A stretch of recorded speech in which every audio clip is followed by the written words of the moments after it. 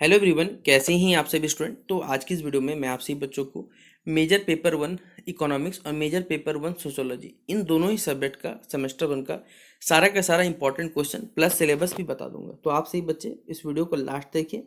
आपके जो भी इंपॉर्टेंट क्वेश्चन रहेंगे जो पेपर में पूछे जाएंगे वो इस वीडियो के थ्रू कवर हो जाएंगे। आपको लगे ये वीडियो आपके लिए हेल्पफुल बना तो आप इस वीडियो को दोस्तों को शेयर कर दीजिएगा और वीडियो को लाइक कर सकते हैं तो कर सकते हैं आप लोग, ठीक है। और डिस्क्रिप्शन बॉक्स में टेलीग्राम ग्रुप लिंक मिलेगा, जहाँ जुड़ जाइए तो कोई भी अगर अपडेट आएगा वहाँ शेयर किया हो जाएगा। ये MJ1 इकोनॉमिक्स का सिलेबस है, जिसमें यूनिट 1 में इंट्रोडक्शन है, जिनमें सब्जेक्ट मैटर ऑफ इकोनॉमिक्स है, nature and scope of economics है, माइक्रो और मैक्रो इकोनॉमिक्स पढ़ना है, पॉजिटिव एंड नॉर्मेटिव इकोनॉमिक्स पढ़ना है, dynamic and comparative static economics पढ़ना है, मैथोलॉजी इन इकोनॉमिक्स पढ़ना है, जिनमें डायरेक्टिव एंड डिडक्टिव मेथड्स पढ़ना है, सेंट्रल इकोनॉमिक प्रॉब्लम्स पढ़ने हैं, जिसमें आपको PPF के बारे में पढ़ना पड़ेगा। यूनिट 2 में कंज्यूमर बिहेवियर के बारे में पढ़ना पड़ेगा, जिनमें कार्डिनल यूटिलिटी एनालिसिस है, ऑर्डिनल यूटिलिटी एनालिसिस है, प्राइस इफेक्ट है, इनकम कंजप्शन कर्व पढ़ना है और कंज्यूमर सरप्लस पढ़ना है। यूनिट 3 में डिमांड एनालिसिस, जिनमें meaning of demand, law of demand ये पढ़ना है, इलास्टिसिटी डिमांड। फिर यूनिट 4 में थ्योरी ऑफ प्रोडक्शन, जिनमें production function, law of variable proportion, returns to scale, Cobb Douglas production, जिसमें सबसे ज़्यादा इंपॉर्टेंट सवाल पूछा जाता है कॉप डगलस वाला से, और आइसोकांट एनालिसिस ये पूछा जाएगा। तो ये था सिलेबस आपका, ठीक है। आप सही बच्चों को कोई भी आदमी पूरे आप यूट्यूब पे चले जाइए, जहाँ पर सिलेबस के अकॉर्डिंग आपको कोई नहीं पढ़ाएगा, ठीक है। आपको हम लोग सिलेबस इसलिए दिखा देते हैं ताकि आप सही बच्चे, क्योंकि आप लोग को देखिए अभी आइडिया नहीं है, आप लोग हमारे छोटे भाई बन जैसे हैं। आप लोग गलत चीज़ें ज़्यादा इम्पैक्ट पड़ता है, क्योंकि देखिए इंटरनेट पे जो भी चीज़ें वो सही नहीं है। बहुत सारे ऐसे क्रिएटर्स हैं जो क्या करते हैं आपके लिए किसी अदर यूनिवर्सिटी का सिलेबस वहाँ पर नाम तक नहीं लिखा हुआ रहेगा और आप लोग उसको पढ़ लेते हैं, जो पेपर में आएगा तक नहीं आपका, क्योंकि आपका सिलेबस का ही नहीं।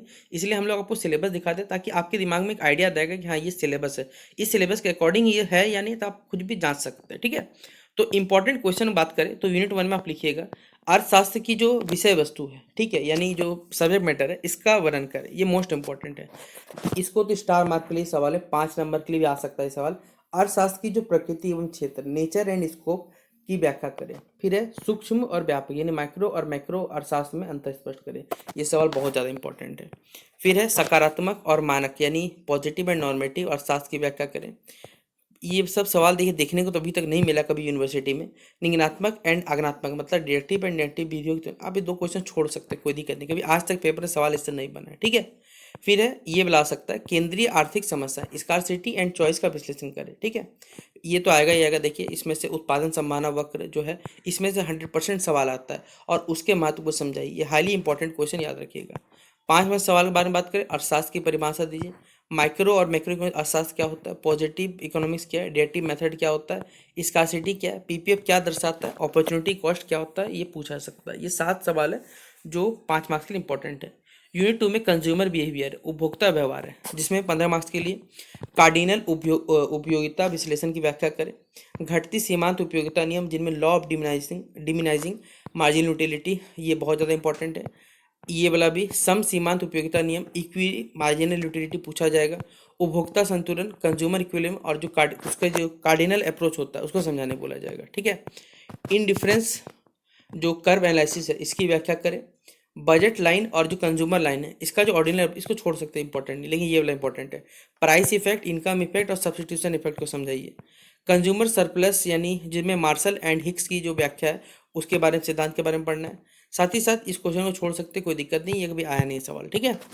अगला 5 मार्क्स सवाल में यूटिलिटी क्या होता है, मार्जिनल यूटिलिटी क्या है, इंडिफरेंस कर्व क्या, बजट लाइन क्या, प्राइस इफेक्ट क्या, ये जो जो सवाल हमने ऊपर पढ़े वही सब सवाल यहाँ पर मिलेगा आपको, ठीक है। यूनिट 3 डिमांड एनालिसिस, मांग का अर्थ और प्रकार समझाइए, इंपॉर्टेंट है।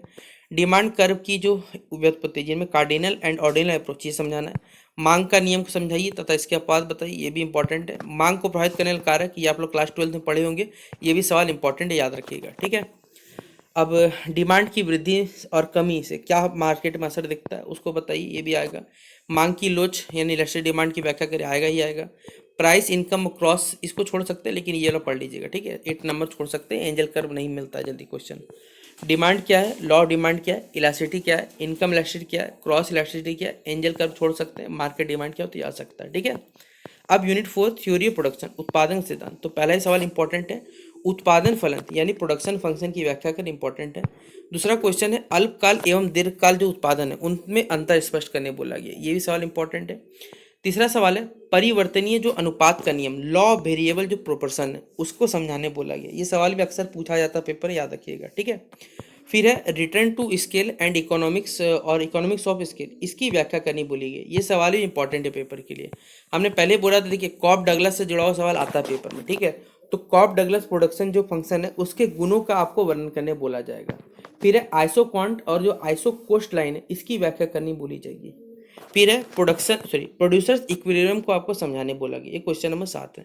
ये था 15 नंबर का सारा क्वेश्चन। अब 5 मार्क्स का प्रोडक्शन फंक्शन क्या होता है, साथ ही साथ शॉर्ट रन क्या है, लॉ ऑफ वेरिएबल प्रोपोर्शन क्या होता है, फिर रिटर्न टू स्केल क्या है, आइसो क्वांट क्या है, आइसो कॉस्ट लाइन क्या है, कॉप डगलस फंक्शन क्या है। अब एक्स्ट्रा क्वेश्चन जो आप लोग पढ़िएगा, डिफाइन करना है नॉर्मल गुड, इंफीरियर गुड और गिफिन गुड, सामान्य वस्तु, निम्न वस्तु, गिफिन वस्तु परिभाषित करें। एक्सप्लेन करना है इक्वी मार्जिनल यूटिलिटी का लॉ को, सम सीमांत उपयोगिता नियम की व्याख्या करें। माइक्रो और माइक्रो के बीच में अंतर जो है या व्याख्या करें, और ये क्या एक दूसरे के पूरक है, क्या एक दूसरे कॉम्प्लीमेंट्री, ये पूछा जाएगा। Consumer equilibrium with the help of, आपको इंडिफरेंस कर्व के थ्रू बताना है। तटस्थ वक्र की सहायता से उपभोक्ता की संतुलन की व्याख्या करनी है। फिर है इलास्टिसिटी ऑफ डिमांड, मांग की लोच क्या, मेथड क्या, किससे मेजर करते हैं। कॉप डगलस का जो प्रोडक्शन फंक्शन उसके प्रॉपर्टीज बताइए। Different phases of return to skills के बारे में बताना है। प्रॉपर्टीज ऑफ आइसोक्वांट यानी सम उत्पादन वक्र के कौन कौन सी विशेषता है ये बताना है।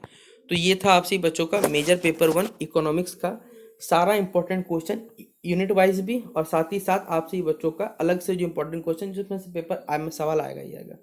तो अगर आपसे बच्चों को लगता है कि हमने आपसे बच्चों को पेपर में कोई भी सहायता हमारे तरफ से हो रही है, तो आप इस वीडियो को अपने दोस्तों को शेयर कर दीजिएगा। वीडियो को आप लाइक करना चेक कर सकते हैं, और आपको जो भी टॉपिक्स पढ़ने रहेंगे वो आपको हमारे प्ले सेक्शन पे वीडियोस मिल जाएंगे, ठीक है। तो जिनका भी मेजर पेपर इकोनॉमिक्स है इस वीडियो को शेयर कर दीजिएगा। अब आते हैं मेजर पेपर 1 जिनका सोशियोलॉजी है। देखिए ये सोशियोलॉजी का सिलेबस है, जिनमें यूनिट 1 में सोशियोलॉजी डेफिनेशन नेचर एंड इसको पढ़ना है। यूनिट 2 में प्राइमरी कॉन्सेप्ट्स के बारे में। यूनिट 3 में ग्रुप डेफिनेशन कैरेक्टरिस्टिक टाइप्स है, रेफरेंस ग्रुप 2 है। यूनिट 4 में सोशल चेंज मीनिंग, जिन्हें types, pattern, factors, social control meaning, ये सभी चीज़ों को पढ़ना है आपको, ठीक है। ये 4 यूनिट से मिलके आपका जो सिलेबस है सोशियोलॉजी का वो बनाया गया मेजर पेपर का, ठीक है। अब इसके अकॉर्डिंग जो सवाल बन सकते हैं, पहला यूनिट 1 से समाजशास्त्र की परिभाषा, ये सवाल इंपॉर्टेंट है।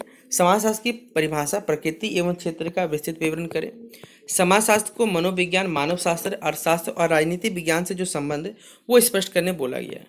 तीसरा क्वेश्चन है आधुनिक समाज में समाजशास्त्र की जो प्रासंगिकता यानी रिलेवेंस है जो सोशियोलॉजी का, उस पर चर्चा करें। अक्सर ये सवाल पूछा जाता है। समाजशास्त्र को एक वैज्ञानिक जो अनुशासन है, साइंटिफिक डिसिप्लिन के रूप में स्पष्ट करें। ये सवाल छोड़ सकते हैं, ये ज़्यादा इंपॉर्टेंट नहीं लग रहा क्योंकि आया नहीं जल्दी ये सवाल।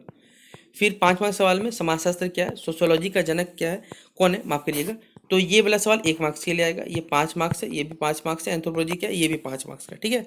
सोशियोलॉजी की उपयोगिता क्या है, ये भी 5 मार्क्स में आ सकता है। यूनिट 2 में प्राइमरी कंसेप्ट से यानी मूल अवधारणाएं, जिनमें समाज, सोसाइटी और जो संघ है, सोसाइटी, कम्युनिटी और जो एसोसिएशन, इनके जो अंतर है ये स्पष्ट करने बोला गया, बहुत ज़्यादा इंपॉर्टेंट है। संस्था यानी इंस्टीट्यूशन की परिभाषा या महत्व बताएं। फॉकवेज, कस्टम्स एंड मोर्स, इनकी व्याख्या करनी है। सामाजिक जीवन में जो मापदंड होते हैं, नॉर्म्स होते हैं, उनकी भूमिका बताइए, ये बहुत ज़्यादा इंपॉर्टेंट, याद रखिएगा, ठीक है। 5 मार्क्स में सोसाइटी क्या है, कम्युनिटी क्या है, एसोसिएशन, इंस्टीट्यूशन क्या है, फॉकवेज क्या होता है, कस्टम क्या होता है, मोरेस क्या होता है, ये आपको बताना है। यूनिट 3 में ग्रुप है, स्टेटस है, कल्चर है, रोल है। तो सामूहिक समूह की परिभाषा, विशेषता एवं प्रकार बताइए। रेफरेंस ग्रुप की जो अवधारणा है वो स्पष्ट करें।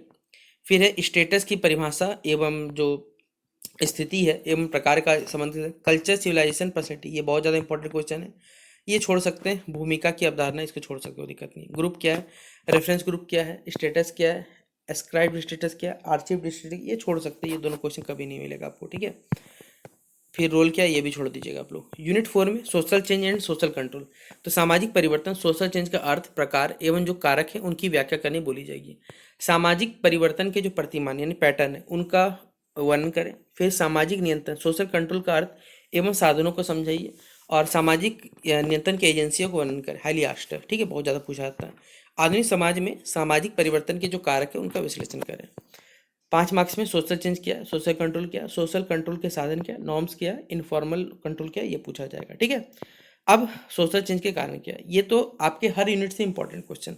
अब एक्स्ट्रा कुछ सवाल जो पेपर में पूछे जा सकते हैं। पहला, right the meaning of social action and do the traditional explanation of action, ठीक है। एक्सप्लेनेशन ऑफ एक्शन, सामाजिक क्रिया का अर्थ बताइए तथा क्रिया की जो परंपरागत है वो व्याख्या लिखिए। What do you understand by social organisation and explain the essential element, सामाजिक संगठन से आप क्या समझते हैं और इसके जो आवश्यक तथ्य हैं उसकी विवेचना करें। Define custom and discuss it category, प्रथा किसे कहते हैं और इसकी विशेषताओं का वर्णन करें। फिर सोशल वैल्यू क्या होता है, इसका क्या इंपॉर्टेंस है, सामाजिक मूल्य से आप क्या समझते हैं और इसके महत्व का वर्णन करें। पांचवा सवाल है सोशल प्रोसेस, सामाजिक प्रक्रिया से आप क्या समझते हैं और कौन कौन से एसेंशियल या आवश्यक तत्व हैं इनका बताइए।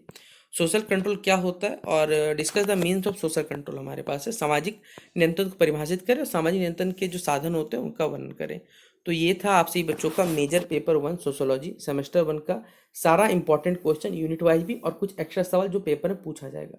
अब आपसे एक बच्चे आराम से पेपर देने जाइए। जिस दिन पेपर माफ करिएगा, जब आप पेपर दिखाइएगा आप खुद बोलिएगा भैया आपने जो जो सवाल बताया वो सारे के सारे पेपर में आए। तो अगर आपको जिस दिन लग जाए कि हाँ वीडियो हम लोग आपके लिए सही बनाते हैं, आपको पसंद आता है, आप वीडियो को शेयर कर देना अपने दोस्तों के साथ। चैनल पे नहीं हो सब्सक्राइब कर लीजिएगा, क्योंकि आपसे ही बच्चों को हम लोग आपके लिए इतनी मेहनत करते हैं। तो आप लोग थोड़ा सा इस वीडियो को शेयर कर दीजिएगा तो लोगों के पास पहुंच जाए तो हमें भी खुशी होगा। ठीक है, तो चलिए बेस्ट से आपसे बच्चों को मिलते हैं नेक्स्ट वीडियो पे। तब तक के लिए जय हिंद और जय भारत।